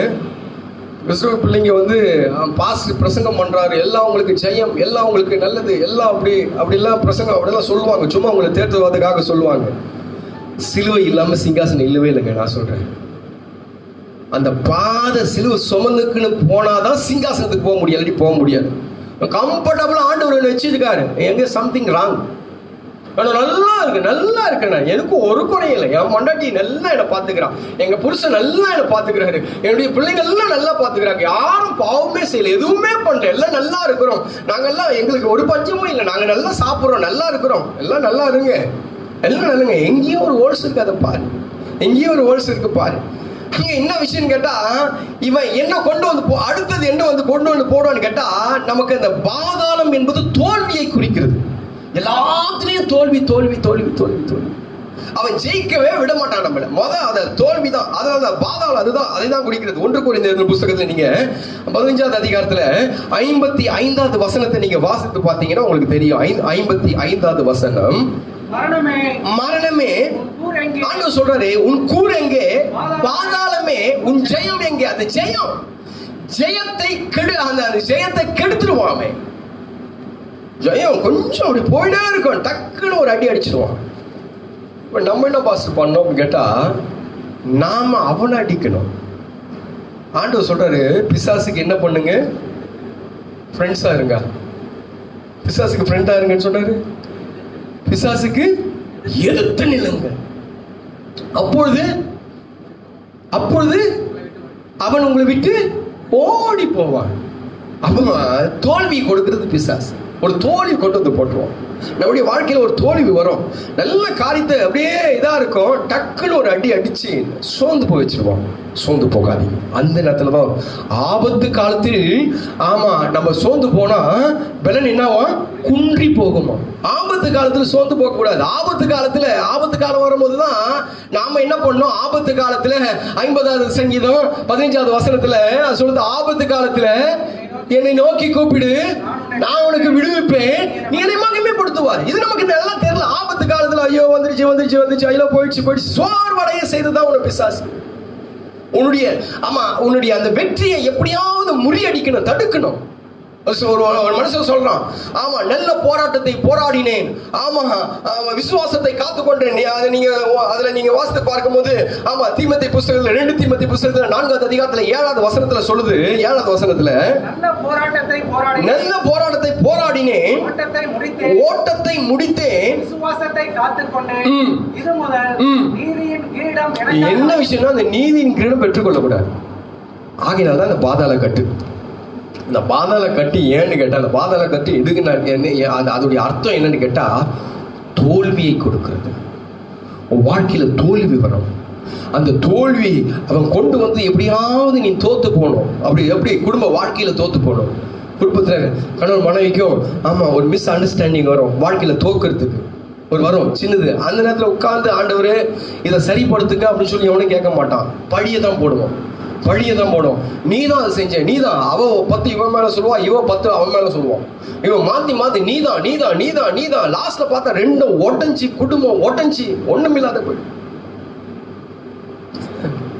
இது அவன் போடுற கட்டு நமக்கு தெரியல. இது பாதாள கட்டு, நம்மை தோல்வி அடைய செய்வதற்காக செஞ்ச கட்டு.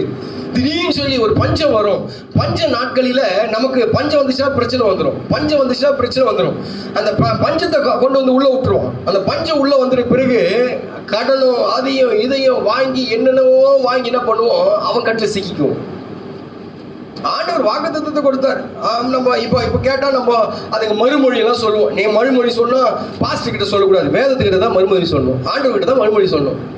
ஆண்டவர் என்ன சொன்னார், நீயோ கடன் வாங்காது இருப்பாய். ஆண்டவர் சொல்ற, நீயோ கடன் வாங்காது இருப்பாய். ஆண்டவர் சொல்றாரு. இப்ப ஆண்டவரை பார்த்து சொல்ல முடியாது, ஆண்டவரை நீங்க வாழ்ந்து பாருங்க, ஆண்டவர் உங்களுக்கு தெரியும். ஆண்டவரை நீங்க இருந்து பாருங்க, ஆண்டவர் உங்களுக்கு தெரியும். சொல்லுங்க, யாரா போய் சொல்லுங்க பாரு. பாஸ்டர் சொன்னா பாஸ்டருக்கு மறுமொழி சொல்லிடுவோம். உங்களுக்கு என்ன, உங்களுக்கு வாரானா வந்து மாசம் வந்துச்சு, 3 மாசம் வரவே இல்லை. 3 மாசம் எனக்கும் உங்களை மாதிரி தான் கஷ்டம். எனக்கு 3 மாசம். ஆமாம்மா, தட்டு இருக்கு, ஆள் இருந்தால் தானே போடுவோம். தட்டெல்லாம் திறந்துதான் இருக்கு. அப்ப அவன் கொண்டு வந்து போடுகிறது, பஞ்சத்தை கொண்டு வந்து போட்டு உன்னை தோல்வி அடைய செய்வதற்காக. ஒரு இச்சையை கொண்டு வந்து போட்டு தோல்வி அடையணும். ஆமா, ஆவிக்குரிய ஜீவியத்திலிருந்து வெளியே வர்றோம். இதுதான் பாதாள கட்டு. எப்படியாவது ஜெயம் பெறக்கூடாது. ஆமா, அங்க பார்த்து கேட்கும் போது ஆண்டவர் பார்த்துட்டு, பாதாளமே உன் என்னங்க ஜெயம் எங்க? நீ ஜெயிக்க முடியாது, என் பிள்ளைகிட்ட ஜெயிக்க முடியாது. அவன் என் ரத்தத்துல மீட்கப்பட்ட பிள்ளை, அவன் நல்ல போராட்டத்தை போராடின பிள்ளை. நீ ஜெயிக்கவே முடியாது. பாதாளமே ஜெயிக்க முடியாது, நீ ஜெயிக்க முடியாது. இப்ப உள்ள வருது பாருங்க, வெளிப்படத்துல எழுதின புஸ்தகத்துல, வெளிப்படத்துல எழுதின புஸ்தகத்துல ஓசியா புஸ்தகத்தை வாசிங்க. ஓசியா 13வது, முதல்ல இதை வாசிங்க, அதுக்கப்புறம் அதை வாசிக்கலாம். ஓசியா 13வது அதிகாரம் 14வது வசனம். 14.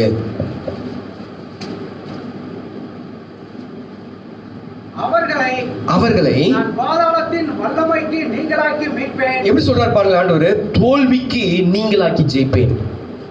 ஆண்டவர் சொல்றது பாதாளத்துக்கு, எப்படி வாசிங்க அது, அவர்களை நான் பாதாளத்தின் வல்லமைக்கு, பாதாளத்தின் வல்லமைக்கு, அதுக்கு ஒரு வல்லமை, பாதாளத்துக்கு ஒரு வல்லமை உண்டு, தோல்வியை கொடுக்கிற வல்லமை. அந்த பாதாளத்துக்கு வல்லமைக்கு நீங்களாக்கி மீட்பேன். அப்போ என்ன விஷயம்னா, அவன் தோல்வியை கொண்டு வந்து போட்டுனே இருப்பான். ஜெய கிறிஸ்து என்கிட்ட இருந்தா எனக்கு வெற்றி கிடைக்கும், இருந்து அவர் வெற்றி கொடுக்கணுமே தவிர, ஆமா அவனும் சில நேரத்துல கொடுப்பான், எல்லாத்தையும் கொடுத்துருவான். ஆண்டவரை பார்த்து சொன்னா, இயேசு கிறிஸ்துவை பார்த்து சொன்னார், நீ சாஷ்டாங்கமா என்னை பணிந்துகொள். 4வது அதிகாரத்தில் இதுலயும் 4ல வரும், அதுலயும் 4ல வரும். 4வது அதிகாரத்தை நீங்க வாசித்து பார்த்தீங்கன்னா, நீ சாஷ்டாங்கமா வந்து என்னை பணிந்துகொள், இவைகளை எல்லாம் உனக்கு தரேன். நீ சினிமா பாரு, இவளை எல்லாம் உனக்கு தரேன். கொள்ளையடி உனக்கு எல்லாம் தரேன். மத்தவனை ஏமாத்து, இனி ஏமாத்தி வீடு கட்டுவேன், வாசல் கட்டுவேன், இன்னைக்கு ஏமாத்தி பண்ணுவேன்லாம் பின்னாடி வர நியாய தீர்ப்புல வந்து நிக்கணும். அதெல்லாம் ஆண்டு சும்மா எல்லாம் விட மாட்டாரு, அது சும்மா விட மாட்டாரு. கர்த்தரின் ஆசீர்வாதமே ஐஸ்வர்யத்தை தரும், அதுதான் வேதனையை கூட்டாது. கர்த்தர் கொடுக்காத எந்த ஆசீர்வாதமா இருந்துச்சுனாலும் அது வேதனை தான். ஒரு நாளைக்கு உனக்கு இல்ல, உன் சந்ததிக்கு வேதனையா இருக்கும். நீ கம்ஃபர்டபுளா போய் சேர்ந்துடலாம் பொட்டியில, உனக்கு நல்லா அவன் பொட்டியை வச்சு உன்னை அடக்கம் பண்ணிடுவாங்க பிள்ளைங்க. ஆனா பிள்ளைங்க அநியாயமாய் தன் ஆஸ்தியை பெருக பண்ணுகிறோம், தரித்திரத்தின் பேரில் அதை சேர்க்கிறாங்க. தரித்திரத்தின் பேரில் இன்னைக்கு சேர்க்கலாம், இன்னைக்கு சேர்த்துடலாம். எவனையும் ஏமாத்தி அநியாயமா வட்டி பணத்தை வாங்கி அநியாயமா எதையோ செஞ்சு எங்கேயோ ஏமாத்தி, ஆமா எவன் கையெழுத்த நீ போட்டு, ஆமா எவனையோ இது பண்ணி எல்லாத்தையும் நீ வாங்கி செஞ்சிடலாம். ஆனா நாளைக்கு சந்ததி அனுபவிக்கணும், அது சந்ததி நமக்கு அனுபவிக்கணும். அப்ப பாதாளத்தின் வல்லமை, பாதாளத்துக்கு ஒரு வல்லமை உண்டு. அந்த வல்லமை நம்மளை தோல்வி அடைய செய்கிற வல்லமை. அந்த வல்லமை நம்மளை தோல்வி அடைய செய்கிற வல்லமை. அந்த வல்லமை ஆமா இன்றைக்கு அந்த தோல்வியை கொடுக்கிற வல்லமையா இருக்கிறது. ஆகினால்தான் வெளிப்படுத்தல் 9வது அதிகாரத்தில் சொல்லப்பட்டிருக்கிறது, 1வது வசனத்திலிருந்து 5ஆம் தூதன் எக்காலம் ஊதினான். வானத்திலிருந்து விழுந்த ஒரு நட்சத்திரத்தை கண்டேன். அவனுக்கு பாதாள குழியின் திறவுகோல் கொடுக்கப்பட்டது. பாதாளத்தின் குழியின் திறவுகோல் அவனுக்கு கொடுக்கப்பட்டிருக்கிறது. அவன் பாதாள குழியை திறந்தான். உடனே பெருஞ்சூளையின் புகையை போல அந்த குழியில் இருந்து புகை எழும்பிற்று. அந்த குழியின் புகையினால் சூரியனும் ஆகாயமும் வெட்டுக்கிளி. இது 5வது வசனம். அந்த புகையில் இருந்து வெட்டுக்கிளிகள் புறப்பட்டு பூமியின் மேல் வந்தது. அவைகளுக்கு பூமியில் உள்ள தேள்களின் வல்லமைக்கு ஒப்பான. எல்லாம் கவனிங்க, இந்த வெட்டுக்கிளிக்கு என்ன வல்லமை பாருங்களேன். இதெல்லாம் வேதத்துல இன்னைக்கே சொல்லி, இன்னைக்கு புதுசாலாம் சொல்லு. வேதத்தை ஆராய்ச்சி பார்க்கறது, வேதத்தை பரட்டி பார்த்தாதான் இதெல்லாம் நமக்கு தெரியும். வேதத்தை கொஞ்சம் ஆமா உள்ள நுழைஞ்சு பார்த்தாதான் இதெல்லாம் தெரியும். வெட்டிக்கிளி புறப்பட்டு வந்துச்சான். வெட்டிக்கிளி புறப்பட்டு ஆமா இங்க அது வந்து நிரம்பிடுது. வெட்டிக்கிளி வந்து நிரம்பின உடனே இங்க வேற காரியம் நடக்குது. அதுக்கு ஒரு வல்லமை கொடுத்திருக்கிறாரு. அதுக்கு என்ன வல்லமை இருந்துச்சு அந்த வெட்டிக்கிளிக்கு? பூமியில் உள்ள தேள்களின் வல்லமைக்கு ஒப்பான வல்லமை, தேள்களுக்கு ஒப்பான வல்லமை கொடுக்கப்பட்டது. பூமியின் புல்லையும் பசுமையான எந்த பூண்டையும் எந்த மரத்தையும் சேதப்படுத்தாமல் நெற்றிகளில் தேவனுடைய முத்திரையை தரித்திராத மனுஷரை மாத்திரம் சேதப்படுத்த அவைகளுக்கு உத்தரவு கொடுக்க ஒரு உத்தரவு இருந்துச்சு. தேவ பிள்ளைங்களை தொடாது. வரும் தோல்வி, வரும் தோல்வி எல்லாம் வரும். அந்த தோல்வி இங்க வந்த உடனே ஜெயமாய் மாறினோம். சங்கீதக்காரன் சொல்லுகிறார் 18வது சங்கீதத்துல 1வது வசனத்துல, என் பலனாகிய கர்த்தாவே, என் பலனாகிய கர்த்தாவே. ஏன்னா அந்த பலன் இருந்துச்சுன்னா வேற எந்த வல்லமையும் உனக்கு தொடாது, எந்த வல்லமையும் தொடாது. அந்த பலன் உனக்கு வேணும். அது 5 மாசம் வரைக்கும் இருந்துச்சா பூமியில. அந்த வசனத்தை நீங்க வாசித்து பார்த்தீங்கன்னா 5 மாதங்கள் வரைக்கும் அது பூமியிலேயே இருந்துச்சு. அந்த அந்த வல்லமை, அந்த அந்த காரியம் 5 மாசம் வரைக்கும் இருந்துச்சு. இப்போ 3 மாசம் தான் இருக்குது, இன்னும் 2 மாசம் இருக்கு. வெயிட் பண்ணுங்க, இன்னும் 2 மாசம் இருக்கு. 5 மாசம் வரைக்கும் பூமியிலே இருந்துச்சா. அருமையான தேவனுடைய பிள்ளைகளை, இப்ப சொல்ல வருகிற வார்த்தை, அது பாதாள கட்டு. உன்னை தோல்விகளை கொண்டு வந்து போடும். கர்த்தருடைய முத்திரை உன் மேல இருக்கணும். ஏன்னா எப்பவுமே தோல்வி அடை செய்வது தான். எப்பவுமே தோல்வி சொல்லுவேன். ஒரு சில பேர் சொல்லுவாங்க, எதுவுமே இன்னும் சக்சஸாக ஆகலைங்க. எதுவுமே பிஸ்னஸ் பண்ணி பார்த்துட்டேன், நான் வேலை செஞ்சு பார்த்துட்டேன், இந்த இடத்துக்கு போய் பார்த்துட்டேன், இந்த காரியத்தை பார்த்துட்டேன். ஒரு ஆவி இருக்கு, அந்த ஆவியை சரிப்படுத்து. ஏன்னா அந்த ஆவி உன்னை தோல்வி அடை செய்கிற ஆவி. ஜெயம் இல்லாம கடையை திறந்து என்ன பிரயோஜனம்? ஜெயம் இல்லாம ஊழியம் செஞ்சு, ஆமா கர்த்தருடைய ஒருத்தர், அதனால ஒருத்தர் சொன்னாரு, நீங்க இல்லாத ஊழியம் எனக்கு வேணாம்பா அப்படின்னு சொன்னாரு. ஊழியம் கர்த்தரே இல்லாம ஊழியம் செய்யறான் சில பேர், தெரியுமா உங்களுக்கு? கர்த்தரே இல்லாம ஊழியம் செய்வான், கர்த்தருடைய அபிஷேகமே இல்லாம ஊழியம் செய்வான் சில பேர். அப்போ கர்த்தர் இருந்தாதான் அந்த ஜெயத்தை, அந்த அவன் கொடுக்கறதான அந்த பாதாள கட்டை உடைக்க முடியும், இல்லாட்டி உடைக்க முடியாது. அவன் கொண்டு வந்து போடுறதெல்லாம் தோல்விதான், ஆனா உன் நெத்தியில எழுதி இருக்கணும். அதனாலதான் நல்ல போராட்டத்தை போராடுறதுக்கு அந்த பலன் நமக்கு தேவை. இன்னொரு காரியத்தை சொல்லி நான் முடிக்கிறேன். அடுத்து இன்னொரு கட்டு நமக்குள்ளாக இருக்கிறது. லூக்கா 8வது அதிகாரம் 29வது வசனம். லூக்கா 8:29. அந்த அசுத்த ஆவி அவனை விட்டு போகும்படி இயேசு கட்டளையிட்டபடியினால் அப்படி சொன்னார். அந்த அசுத்த ஆவி வெகு காலமாய் அவனை பிடித்திருந்தது. அவன் சங்கிலிகளினாலும் விலங்குகளினாலும் கட்டுண்டு கட்டுகளை முறித்து போட்டு பிசாசினால் வனாந்தரங்களுக்கு துரத்தப்பட்டிருந்தான். அடுத்தது விலங்குகளால கட்டப்பட்ட ஒரு கட்டு, சங்கிலினால கட்டப்பட்ட ஒரு கட்டு. அது என்ன குறிக்கிறது? இவன் அடுத்தது போடுவான், கொண்டு வந்து போடுவான். முதல்ல ஆத்துமா மரணத்தை கொண்டு வந்து போடுவான். ரெண்டாவது பாதாள கட்டு, என்ன எப்படியாவது உன்னை பாதாளத்துக்கு அவன் இழுத்துன்னு போகணும். ஆகினால தோல்வியை கொடுத்து கொண்டு போவான். ஆமா, இந்த விசுவாச வாழ்க்கையில, இந்த ஆவிக்குரிய வாழ்க்கையில வெற்றி பெறாத செய்கிறது, அது அவனுக்கு பாதாளத்துக்குள்ளாக கொண்டு போவது ரெண்டாவது கட்டு. மூன்றாவது கட்டு ஒரு கட்டு, அது சங்கிலினால கட்டப்பட்ட கட்டு. இது சங்கிலி கட்டு எதை குறிக்கிறது? சங்கிலி போட்ட கட்டு எதை குறிக்கிறது அப்படின்னு சொல்லி கேட்டா, அடிமைத்தனம். அநேக வாழ்க்கையில நம்ம சொல்றேன், நான் இது வரைக்கும் 20 வருஷம் ஊழியத்துல நான் கேள்விப்பட்டதெல்லாம் என்னன்னு கேட்டா, முடியல பாஸ்டர், விட முடியல. இதுதான் கட்டு. உன்னை சரியா கட்டிட்டான், உன்னை சரியான விதத்துல கட்டிட்டான். உங்ககிட்ட அந்த வல்லம் வந்துச்சுனாதான் சிம்சோனை கட்டினாங்க. சிம்சோனை வந்து நல்லா பச்சை, ஆமா அந்த பச்சை மரத்துலேருந்து வருகிறதான அந்த விழுதுலேருந்து போட்டு கட்டி நல்லா கட்டினாங்க. நியாயாதிபதிகள் புஸ்தகத்தில் நீங்கள் வாசித்து பார்க்கலாம். அது அவனை நல்லா கட்டிட்ட பிறகு சிம்சோன் எழுந்து என்ன பண்ணான்னா, பெரிய காரியம் எல்லாம் ஒன்றும் இல்லை. கட்டிட்ட பிறகு அந்த வசனம் இருக்க, வாசிங்க பார்க்கலாம். அதற்கு சிம்சோன், உலராத பச்சையான 7 ஆணிகளாலே என்னை கட்டினால் நான் பலட்சியமாகி மற்ற மனுஷனை போல் ஆவேன் என்றான். அப்பொழுது பெலிஸ்தரின் அதிபதிகள் உலராத பச்சையான 7 அகழி நார் கயிறுகளை அவரிடத்துக்கு கொண்டு வந்தார்கள். அவைகளால் அவனை கட்டினான். அவனும் என்ன பண்ணா, கர்த்தருடைய ஆவி அவன் மேல வந்ததுனால அவன் எழுந்து, அதை ஒன்றும் இல்லை, சும்மா ஒன்றுமே இல்லாமல் எழுந்து நின்று அதை ஒன்றும் உதறி போட்டால் அது கீழே வந்துடுச்சு. நீங்கள் வீட்டில் வாசித்து பாருங்க. அந்த கட்டு, இவன் கட்ட வருவான், சங்கிலினால கட்ட வருவான். அந்த சங்கிலி கட்டு தான். சில பேர் சொல்லுவாங்க, விடவே முடியல பாஸ்டர், என்னால விடவே முடியல. கர்த்தருடைய அபிஷேகம் உன் மேலே வந்தால் விட்டுருவேன். கர்த்தருடைய, ஆமா, நான் என் பிரசங்கத்தில் சொல்லியிருக்கிறேன், என்னுடைய ஆராதனையில் நான் சொல்லியிருக்கிறேன், எங்கெல்லாம் ஊழியத்துக்கு போறேனோ அந்த ஊழியத்துலலாம், அந்த இடத்துலலாம் சொல்லியிருக்கேன், என் சாட்சியில் சொல்லியிருக்கிறேன். ஆமா, நான் பாவம் இல்லாமல் படுத்ததே இல்லை. கர்த்தர் என்றைக்கு எனக்குள்ளாக வந்தாரோ, அதனால தான் அந்த வசனத்தை முன்னாடி சொன்னேன். அந்த வசனத்தை முன்னாடி சொன்னதுக்கு காரணம் என்னன்னு கேட்டா, ஏசாயா 61 அதுல இருக்கிறதான 1வது வசனத்தை சொல்லும் போது, கர்த்தருடைய ஆவியானவர் என் மேல் இருக்கிறார். இருந்தா அந்த அடிமைத்தனம் போயிடும். சில பேர்னால விட்ட முடியும். ரொட்டேட்டா அது செய்வான். போன ஆட்டோமேட்டிக்கா அந்த காரியத்தை செஞ்சிருவான். ஆட்டோமேட்டிக்கா அது செய்வான். போன உடனே ரிமோட் எடுப்பான் கையில, போன உடனே செல் எடுத்து, சும்மாவே இருக்கும் அந்த செல்லு சும்மா இருக்கும், எடுத்து சும்மா ஒரு திருப்பிட்டு எடுத்து கையில வைப்பான். சும்மா ஆன் பண்ணிட்டு எடுத்து வைப்பான். அடிமைத்தனம். இதெல்லாம் அடிமைத்தனம். இதெல்லாம் பாத்துக்கங்க. இது நீங்க நான் அடிமை இல்லைன்னு சொல்லலாம். ஆமா, உன்னை திரும்பி பார்க்க செய்யறது அடிமை. உன்னை திரும்பி பார்த்துட்டுன்னா அது அடிமையா மாறிடும். ஒரு முறைக்கு மறுமுறை திரும்பி பார்த்துட்டா முடிஞ்சு போச்சு கதை. அவன் எடுத்து சும்மா எடுத்து ஆன் பண்ணி ஆஃப் பண்ணுவான். நான் நிறைய பேர் பார்த்துக்கிறேன், ஒண்ணுமே இல்லாம ஆன் பண்ணி ஆஃப் பண்ணுவான் செல்ல. அது ஆஃப்ல அது பாட்டுக்கு கிடக்கும். எடுத்து ஆன் பண்ணிட்டு அப்படி வைப்பான். அடிமைத்தனம். இந்த அடிமைத்தனம் இதை கொண்டு வந்து போறதுதான் பிசாசு. அவன் கொண்டு இருந்தது கட்டிட்டான, சங்கிலியில கட்டிட்டான, அதை அவிழ்க்கவே முடியாது.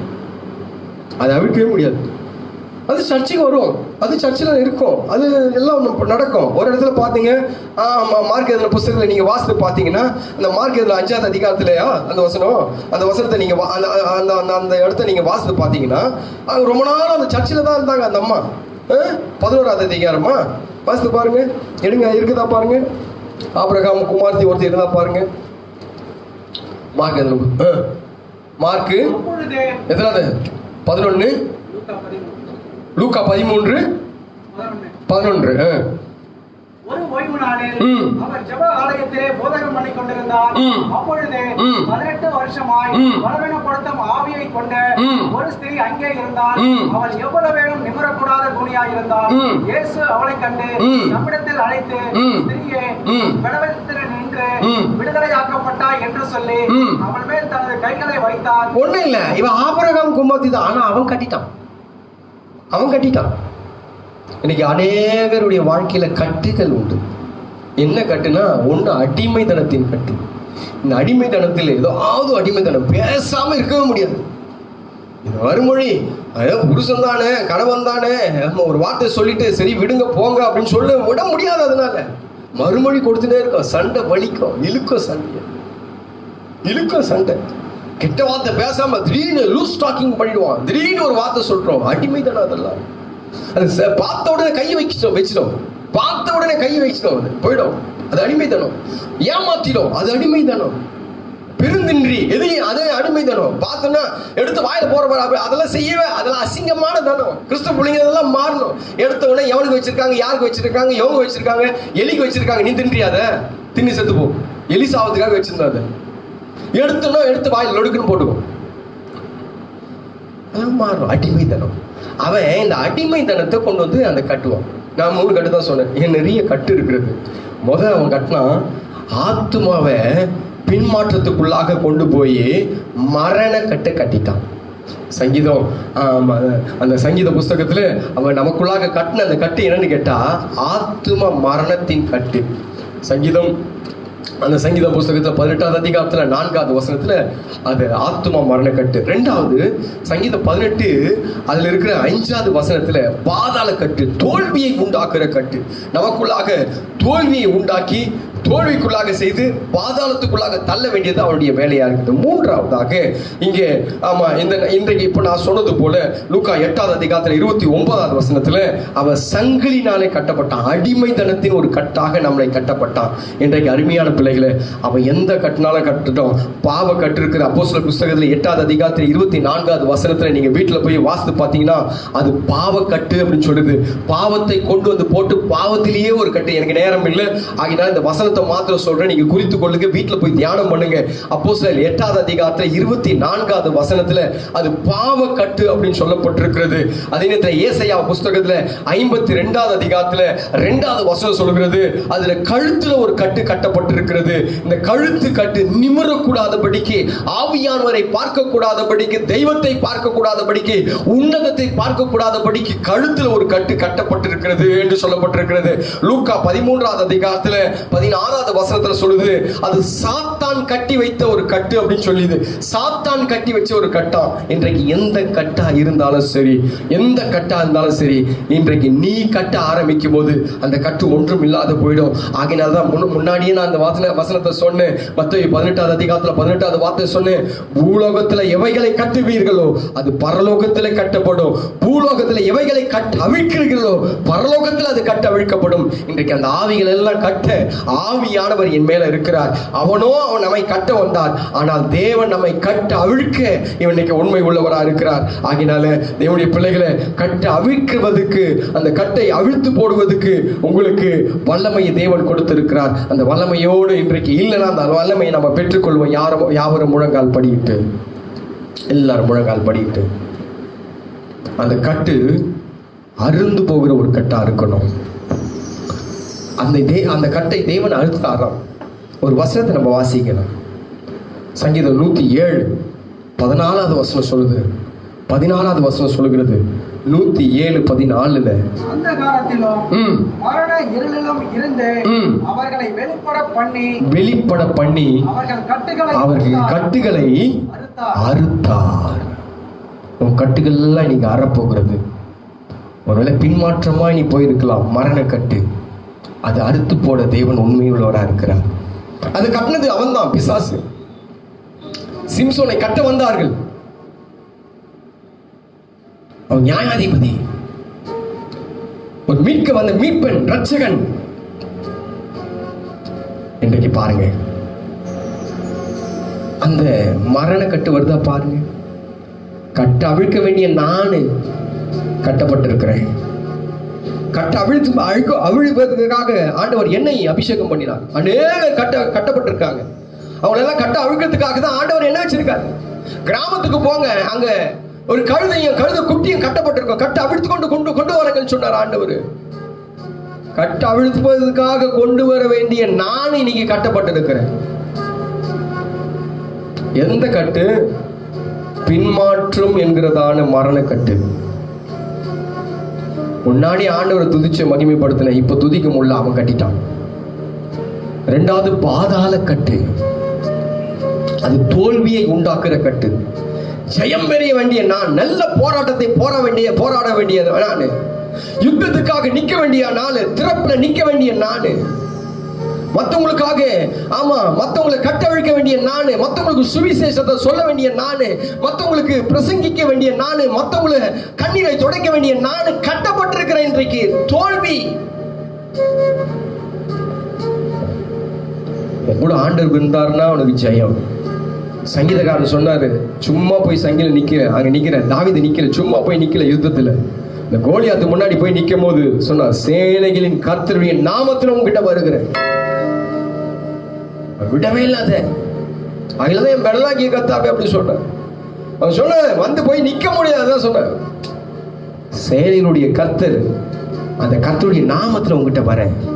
எனக்கு பாதாளம் இல்லை, எனக்கு தோல்வி இல்லை. ஒரே அடியில உன்னை கீழே தள்ளுவேன், ஒரே அடி அடிச்சு உன்னை கீழே தள்ளுவேன். எவ்வளவு பெரிய கோலியாத்தான் இருக்கலாம், எப்படிப்பட்ட வீரனா இருக்கலாம், எப்படிப்பட்ட ஆட்களா இருக்கலாம், ஆனா என்கிட்ட இருக்கிற ஒரே ஒரு வல்லமை உன்னை கீழே தள்ளும். சொல்லமா? எந்த கட்டு கட்டி இருக்கு பாருங்க.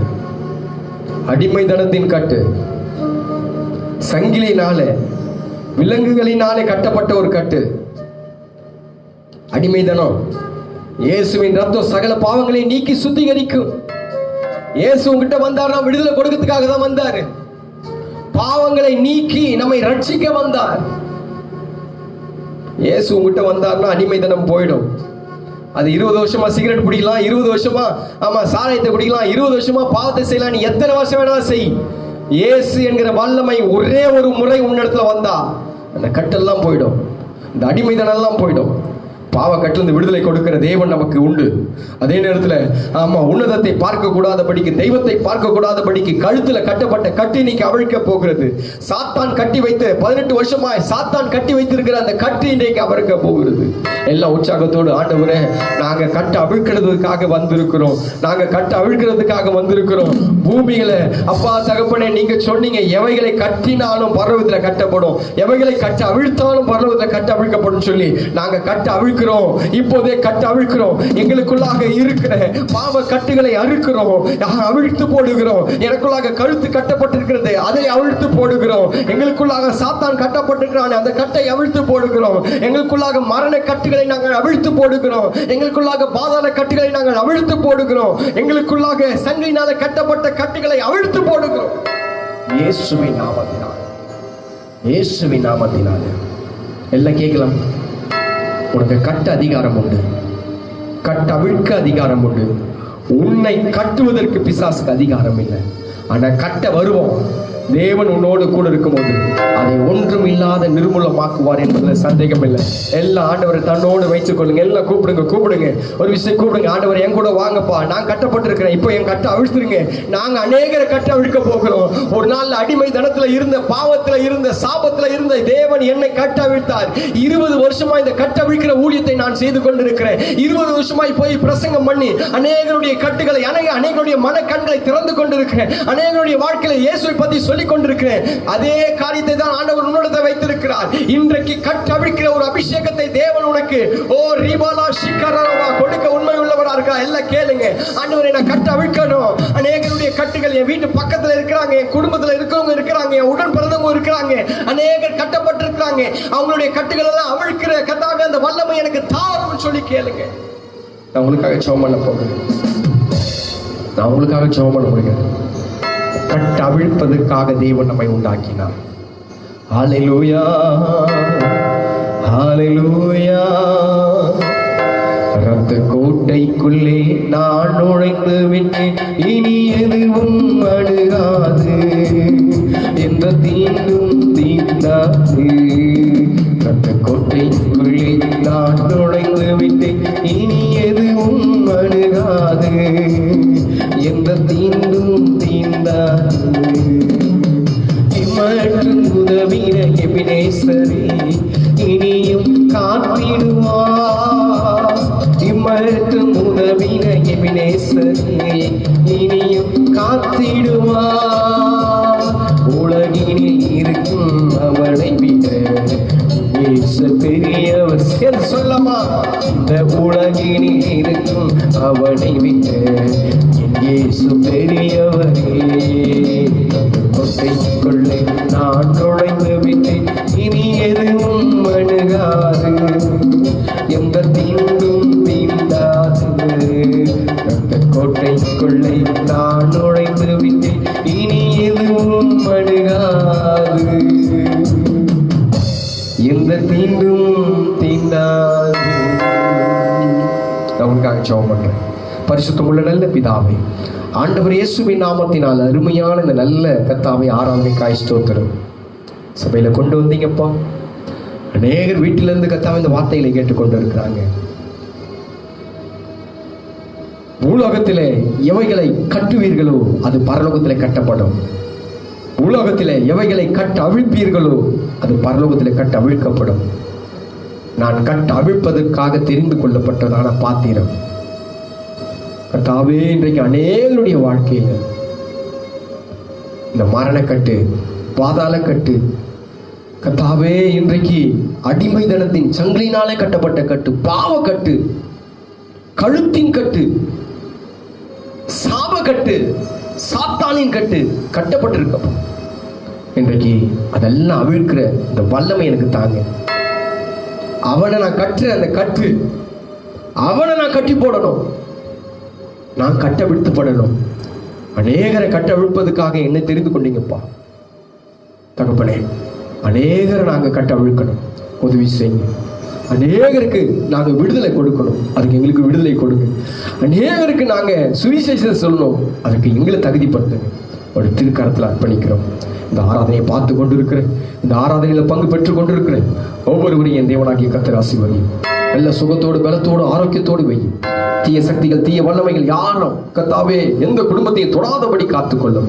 குடும்பத்தில் பூர்ண சமாதானத்தை தாரும். கையின் பிரயாசங்களை ஆசீர்வதியும். நன்மையும் கிருபையும் பாக்கியமும் பிள்ளைகளை தொடர்ந்து பற்றி பிடிக்கட்டும். கர்த்தருடைய கரம் தகப்பனே எங்களை ஆளுகை செய்யட்டும். சீக்கிரமாய் கர்த்தாவே சபையில வந்து ஆராதிக்க கிருபை பாராட்டும்.